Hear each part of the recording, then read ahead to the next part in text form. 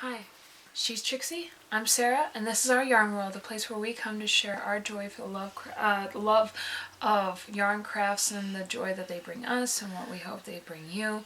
Yes. We are coming today a couple weeks after last episode. These last couple of episodes have been spaced out just due to sickness and car problems and stuff, and being able to be together to film.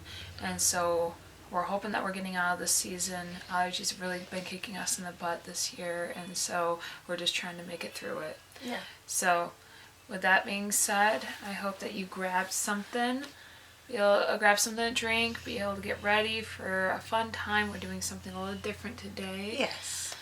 Today we decided we're going to do 20 things you don't know about us. And I think it's going to be something fun for you guys, and may even reveal a little bit about stuff that we had to really dig for. So I think the first one that I'd like to share is that I was born on a station hospital in North Carolina. My dad was a Marine, and so Mom and I were, Mom was pregnant. I came to be with them, and then 2.5 weeks later, we started traveling because he was going to be going away. That's my number one. Mine is my middle initial. I know this might seem funny, but my middle initial is B for Beth, and when I wasn't married, my initials were SBS, Sarah Beth, and then my maiden name was an S. And then when I got married, my initial ended up changing from an S to a B for my last initial. So I've been stuck with being with S and B's for all your life. But I think it's funny because it's SBSB. Well, yeah, if I were to go in actual order, it'd be SB, SB. But yeah. Now right now it's SBB. So yeah. But yeah. That's fun. Okay, so number two.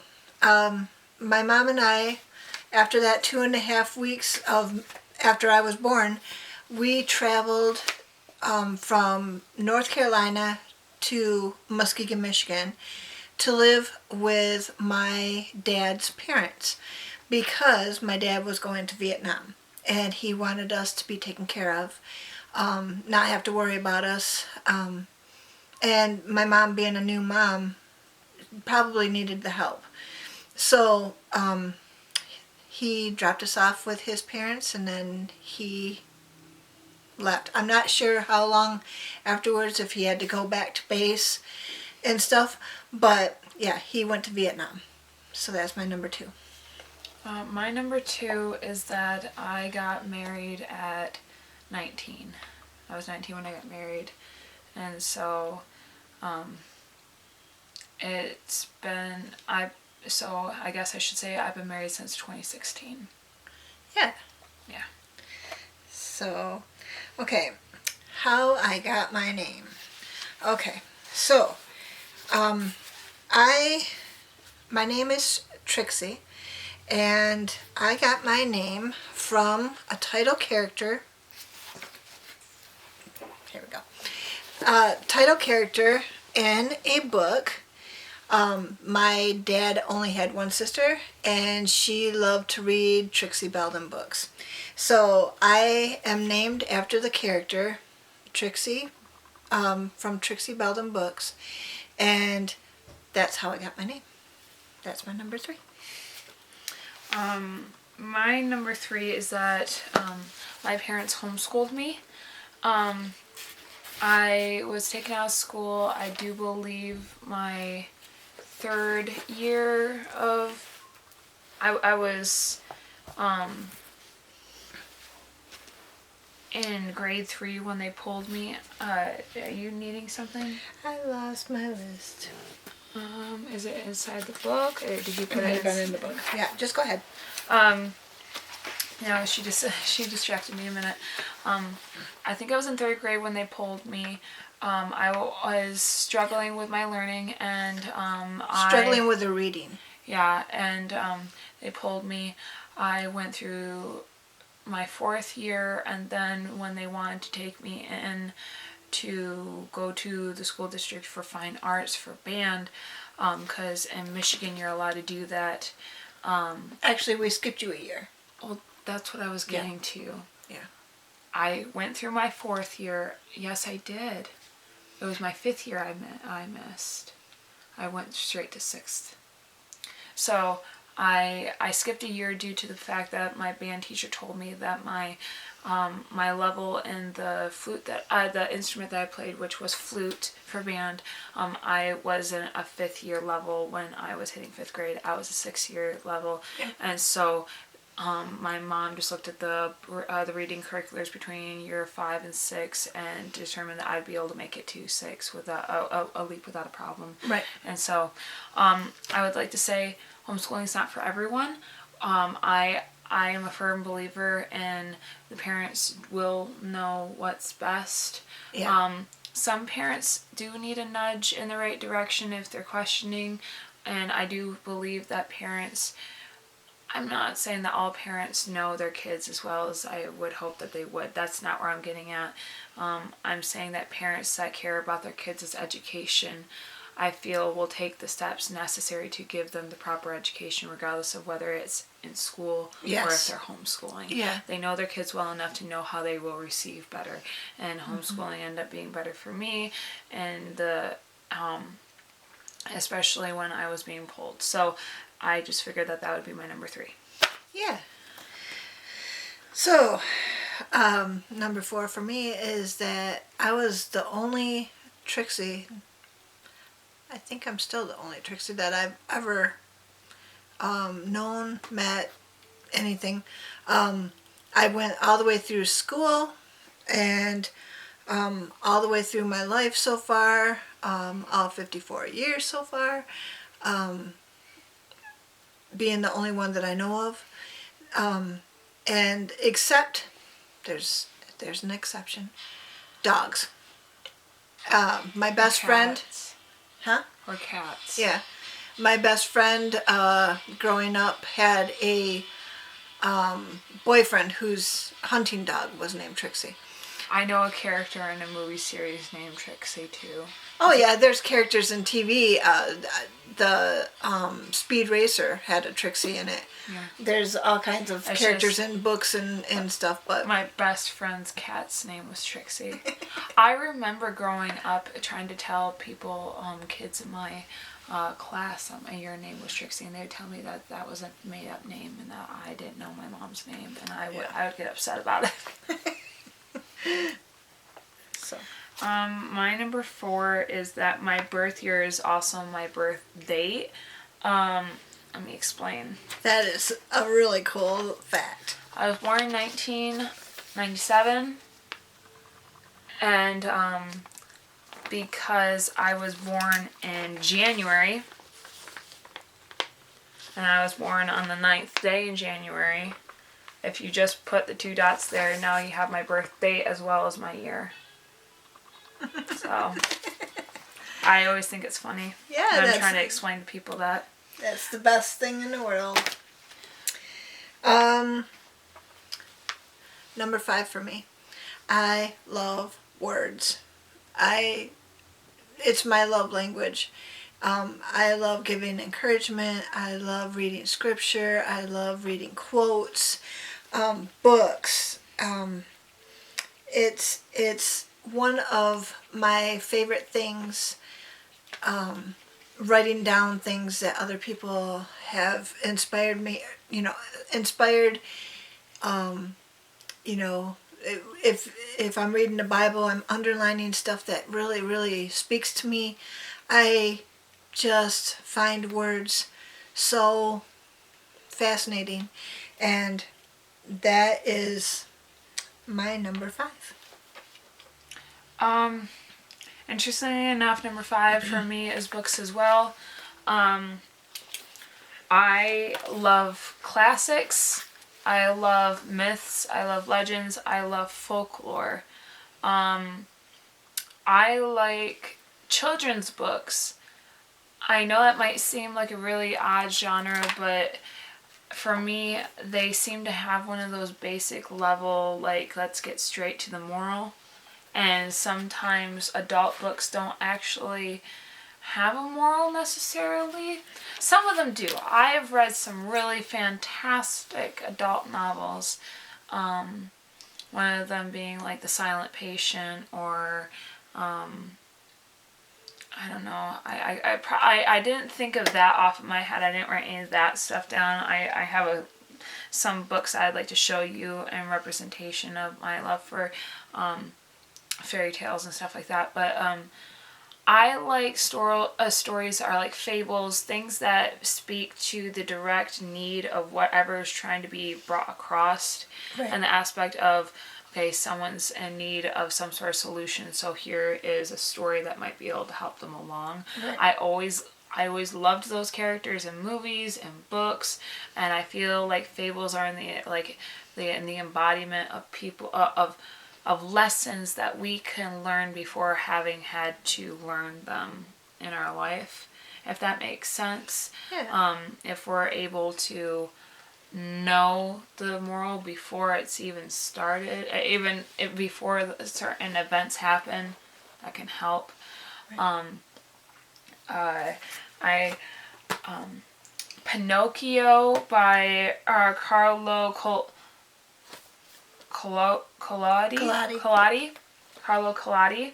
Everyone probably knows Pinocchio from the Disney make of the movie, of the book, but the interesting thing is that Pinocchio is actually the second most published work since the Bible, since the printing press has been started.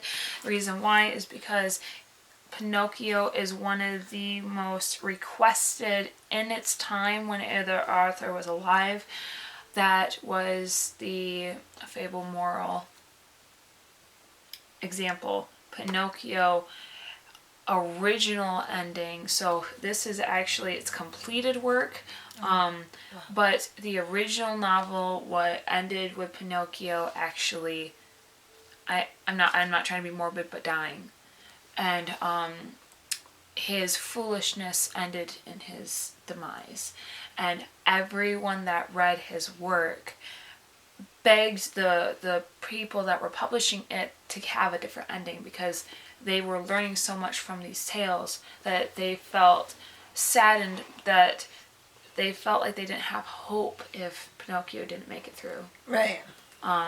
They connected too much with the character. And so he ended up picking up where he left off, and Pinocchio ended up getting saved by someone who was willing to help him along. And so cool. he does end up ending with, when Pinocchio comes out of the wood, the puppet still is there, left over. It's a shell, and the boy has come out. Okay. And so he's able to go around being like, look at what I used to be. Right. Look at what I have become. But it took years of lessons. It took years of learning. Just stories like that. I just love... This is like I think this is my 1944 edition of Anderson's collections. Dr. Jekyll and Mr. Hyde is another good one. The Giver. The Picture of Dorian Gray is really good if you're about what you value more, and when it comes to beauty, because it's the whole like, beauty's only in the eye of the beholder, so it's in the aspect of art only has value if you give it value. Okay. And if you give it more meaning. Otherwise, it doesn't have meaning. Right. And you're giving it power over you. Right. I just have a fantasy with classics, with what the moral of most stories give. Grimm Brothers, Andrew Lang, like I said, Hans Christian Andersen, Charles Dickens. Charles Dickens, great. People that had something to share. A lot of people that wrote down the folklore actually weren't the people that wrote it or thought it up. They were just the first people to actually pen it down. Right. Interestingly enough, and that's why, like with Anderson and like Lang or the Grimm brothers, some of them have stories that are very similar, but because their take on it was different by Lang being from Scotland. Anderson, I think, was American, but I think he might have been English, but I want to say he might have been English. I'm not positive. And then you have Grimm's that were in Germany, but they had similar tales that had traveled over miles, but they were slightly different to accommodate for the social norms of the time or the place. Right, exactly. And so stories adapted to the needs of the people. And there's a huge argument, and I again, this will be my last point, because this is obviously something about me that is very, very passionate. But a lot of people like to talk about how some stories were Disneyfied. And the aspect of, does it do more harm than good to censor stories like everyone that's like, oh my goodness, the true story of like Snow White, or the true story of the Little Mermaid, or the true story of these people, like Anderson stories, we shouldn't be reading them to kids. And I can understand that to a point. I feel like that's all to the parents' discussion, what they're comfortable with, and what stories you give to your kids at what time. Right. But hiding from your kids that there isn't always a happily ever after to your consequences. There's not always this fairy that's going to make things go away. Yes, there can be those mercies in life. I'm not saying that there's not, but having real hardcore consequences, and sometimes in book form, can limit problems later on if you just are honest. Right. And that's why a lot of children's stories way back in the day didn't hide the gruesome reality of some things, like with like Little Red Riding Hood or things like that. Like the wolf is a real enemy, or this is a real enemy. Like, you can't be foolish. Again, I was having a conversation with a friend yesterday, so I don't know. I just really like stories. I like older stories. I like myths. I like legends. I like folklore. I like fables. I like stuff like that. Yeah. And I like classics. Classics are fantastic. But to you, you're number 6. I'm sorry. Well, I'm gonna digress. I wanted to show you a picture. Pictures of my mom and dad. My dad in Vietnam, my mom as a nurse, and then me when I was little. Just to give you the rounded about picture of that as I was growing up. He had been in Vietnam for over a year of my life, and then came back, and we had my brother and sister as well. But yeah, so number 6 for me is that I myself became an author, and not only, well, I became a writer, but then I became a published author as well.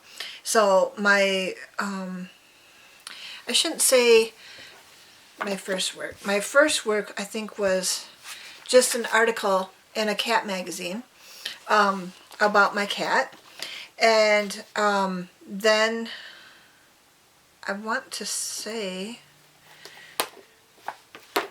I was alive. I think that I had the second work in a anthology, poet. I had a poem published, and that was about my grandma. And then I wrote a book.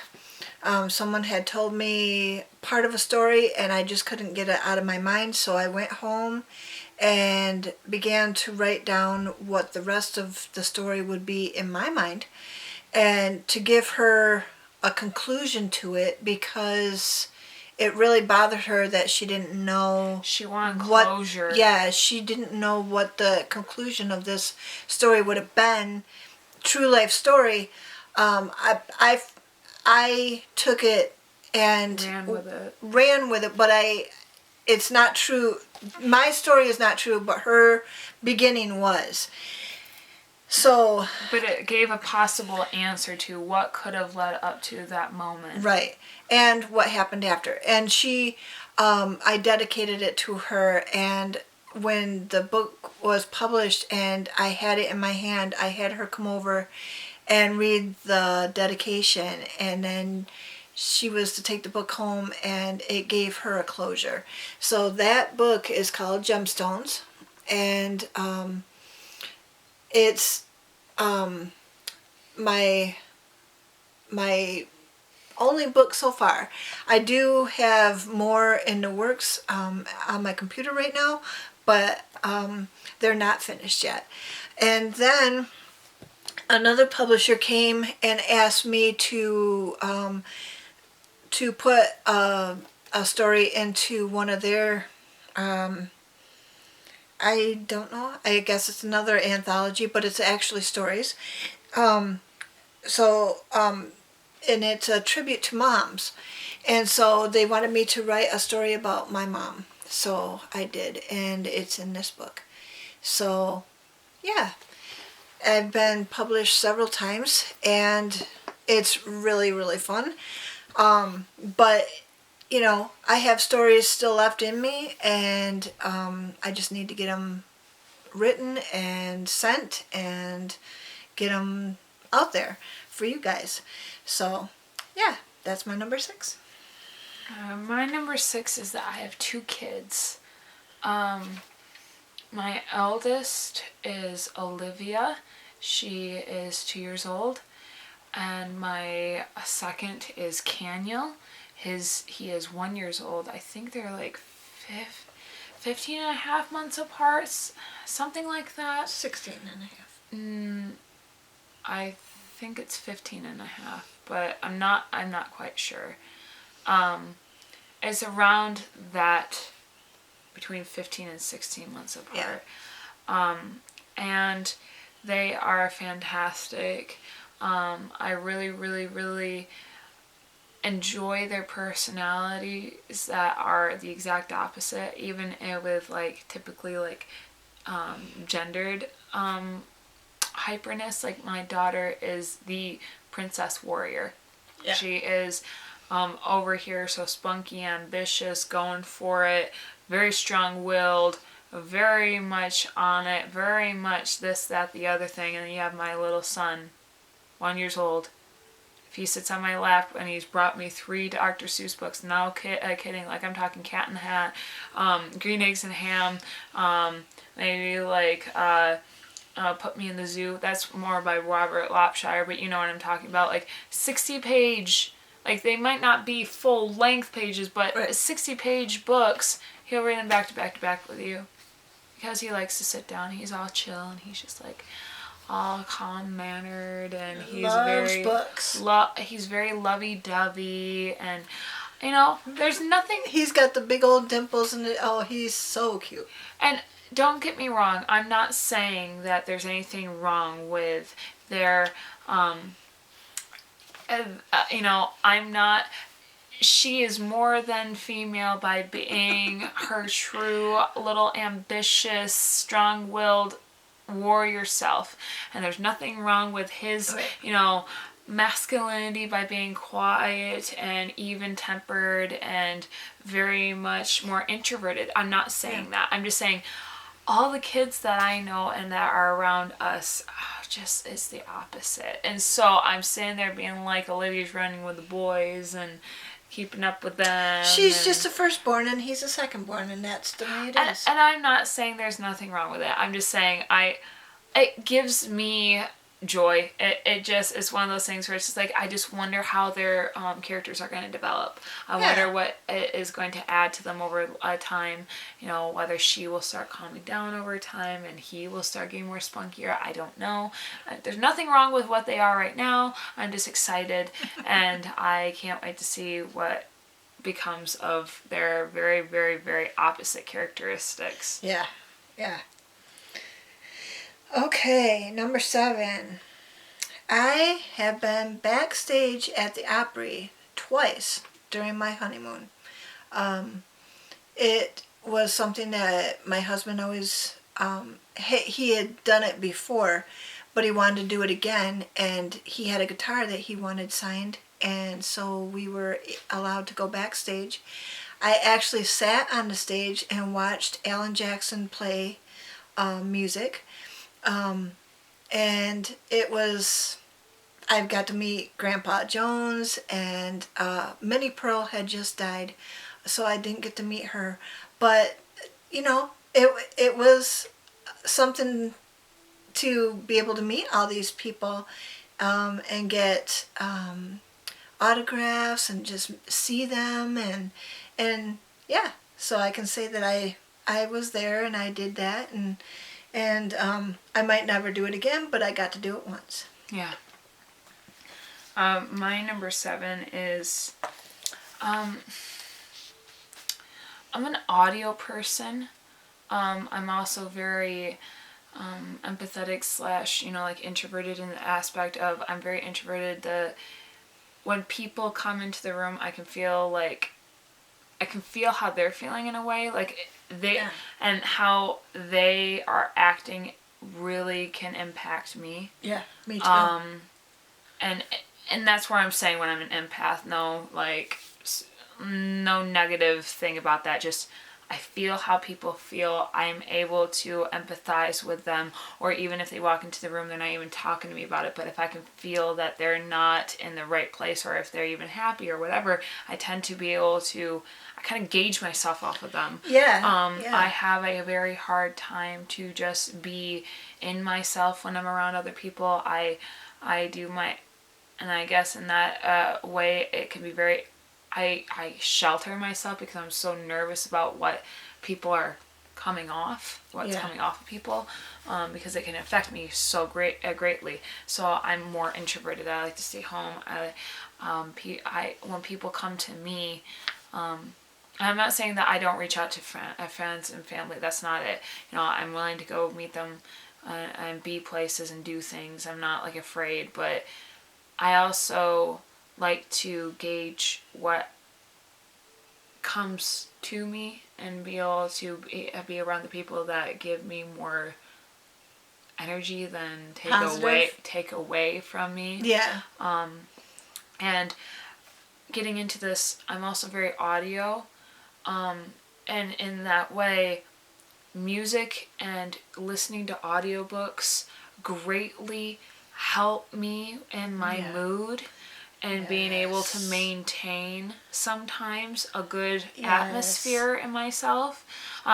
Spiritually, when it comes to praise and worship music, that is one thing, but I like to have that playing out. I want my kids to be able to listen to it and stuff like that.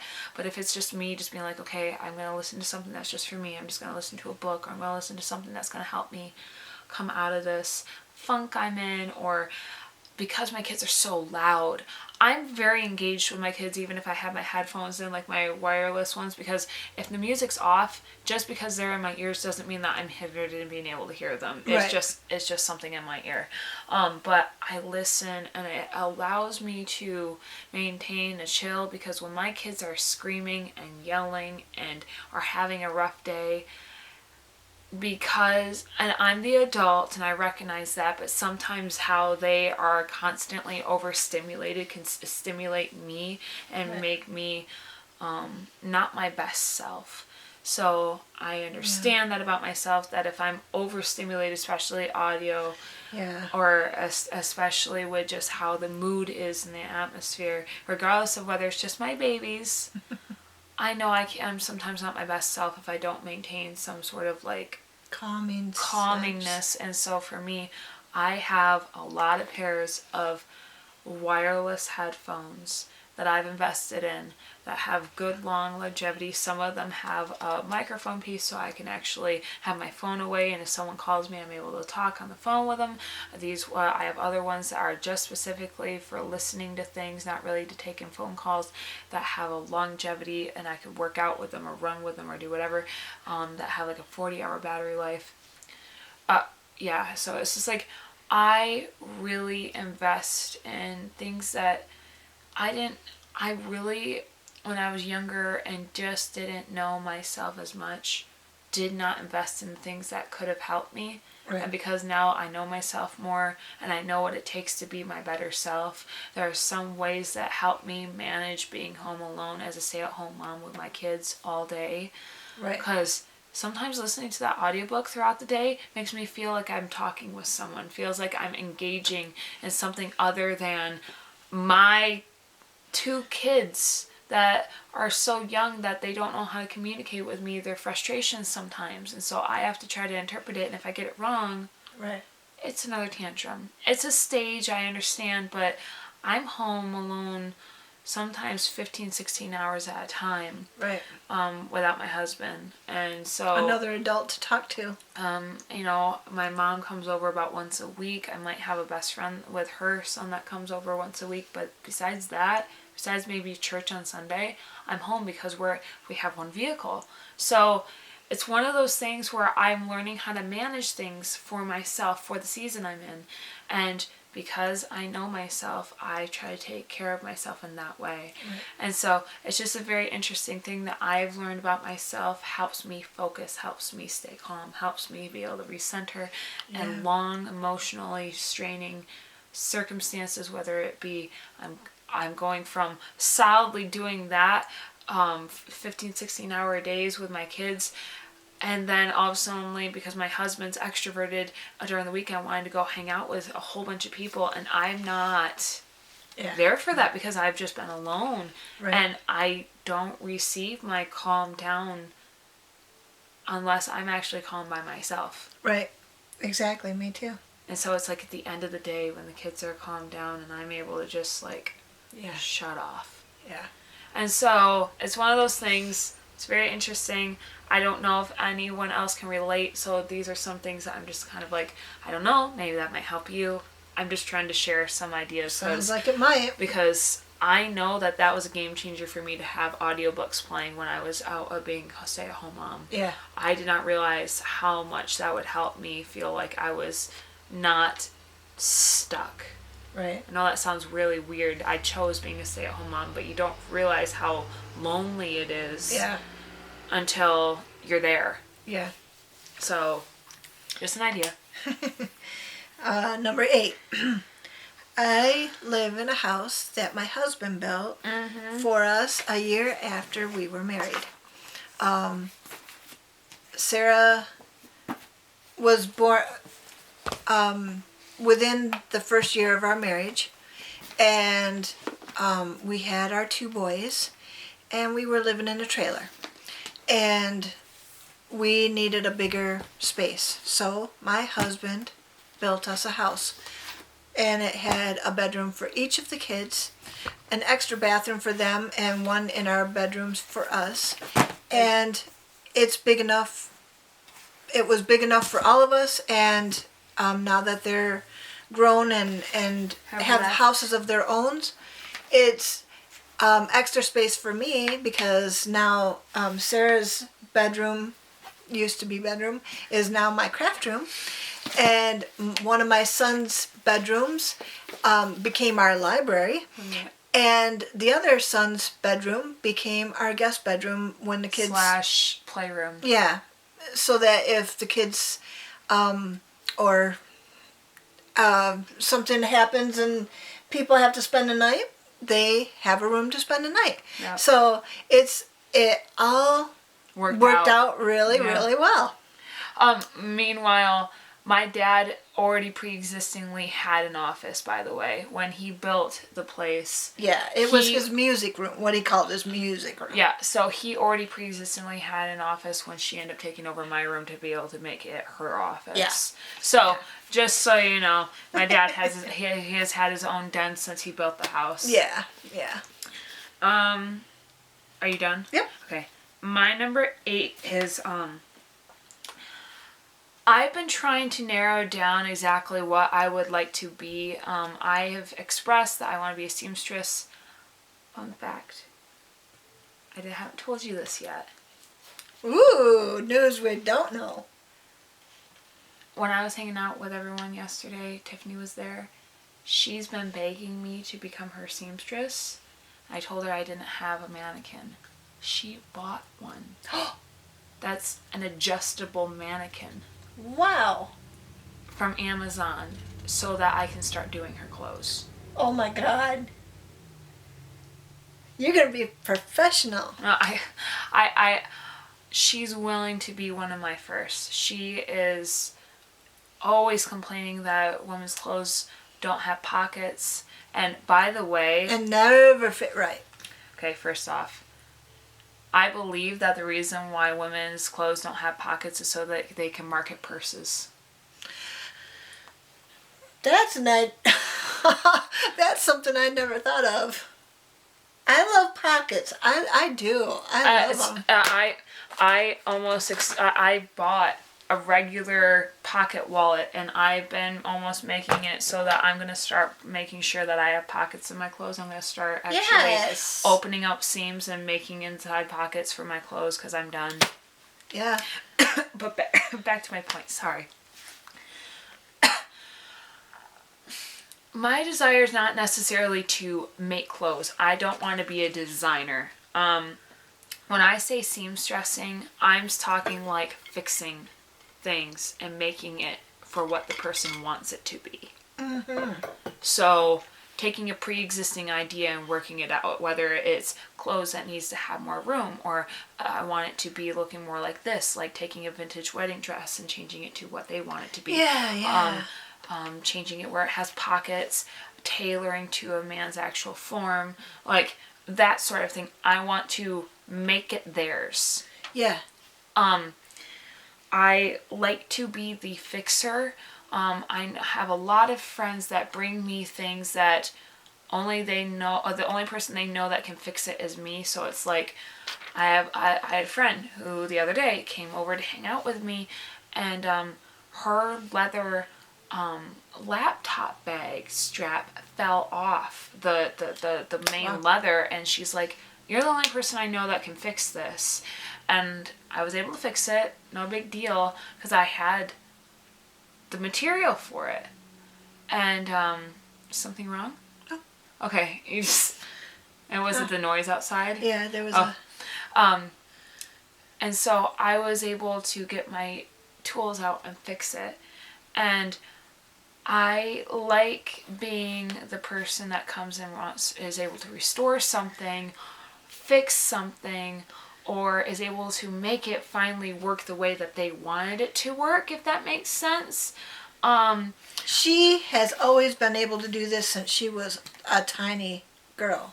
Her friends have always come to her. It's really weird. Another thing I would like to get into the profession is restoring old books. Oh, that sounds nice. I'm a old book collector. I love old books. Yeah. Some of my oldest are from the 1800s. I don't know what my oldest one is, but like I have a copy of I think this is 1893 from Charles Dickens' The Christmas Carol. This one's not old, but neither one is this one. But like I found, my bad. I found this book in the library. It's the Greg shorthand. It teaches shorthand writing. Oh wow. I don't know. Things like this are really cool to me. Like these old styles. 'Cause I remember reading Dracula, and Minnie Harker wrote in shorthand, and transcribing everything that the men were recording when they were trying to chase Dracula, and they were doing it in shorthand, and then she transferred it into typing out for everything. Right. And so this kind of like makes it more immersive when you learn more through this sort of learning. But I would like to become more professionally inclined to restoring things. Again, my interest isn't really in furniture or in antiquing. It's not necessarily that. And so in that way, it's very hard to explain. But my favorite crafts and my favorite interests are in material, yarn, and books. So it's kind of limited to those things. Maybe purses, like I said, my friend's handbag, but I already knew how to work with the leather.